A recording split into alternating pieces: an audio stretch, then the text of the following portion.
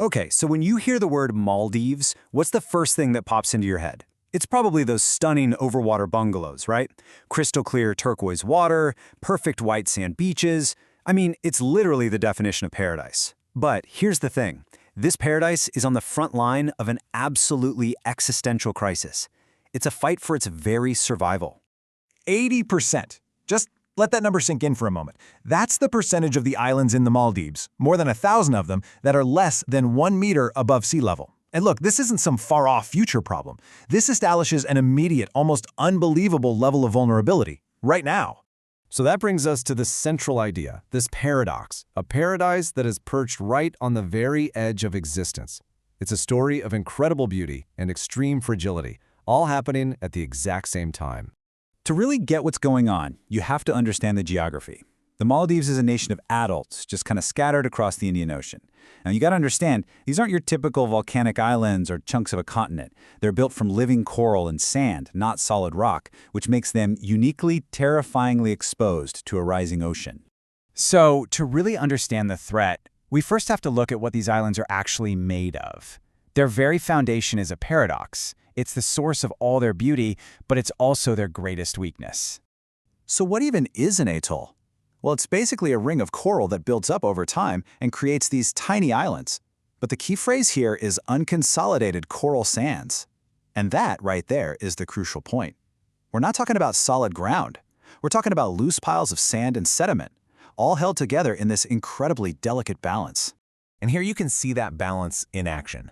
On one hand, you've got these amazing natural defenses. The coral reefs act like natural breakwaters, knocking down the power of waves. And the sandy beaches absorb the rest of that energy. But on the other hand, that super low elevation combined with that loose, unconsolidated sand means they're always at risk of being, literally washed away. For centuries, that natural balance worked just fine. But now, an external force is tipping the scales dramatically. We have to talk about the rising global threat of climate change because it directly targets the Maldives' greatest weaknesses, turning this island nation into an early warning for the rest of the world. And really, it's a pretty straightforward and devastating chain reaction. First, global emissions go up, right? That warms the planet. That warming does two big things. The water in the ocean actually expands, and the massive ice sheets start to melt. Both of those lead directly to rising sea levels. But wait, it gets worse. A warmer atmosphere also fuels more intense storms, with higher energy waves that just batter the coastlines. So what does this actually look like on the ground? Well, it's catastrophic. Flooding starts happening all the time, not just once in a blue moon. The coastline erodes at a shocking rate. And here's a really sneaky one, saltwater intrusion. As the sea level rises, salt water pushes its way into the ground, poisoning the fragile lenses of fresh water that are the only natural source of drinking water. It's like the islands are under attack from every direction, from the sides and from below. This is way more than just an environmental story. It's a deeply human one. The physical changes we've just talked about are having profound, immediate consequences for the 500,000 people who call the Maldives home. Just take a look at their economy. Tourism, that's almost half of it. And what does it depend on? Those pristine beaches and healthy reefs that are literally disappearing. Fisheries are threatened by dying coral. Agriculture is getting crippled by that salt water we just mentioned. Their whole economic model is at risk. And this quote, man, it really says it all. This isn't just about the economy. It's about everything. The loss of homes, the loss of jobs, the loss of schools, hospitals. Think about that. We could be looking at an entire nation of people forced to leave their homes, becoming environmental refugees. But here's the thing. The people of the Maldives, they are not just giving up.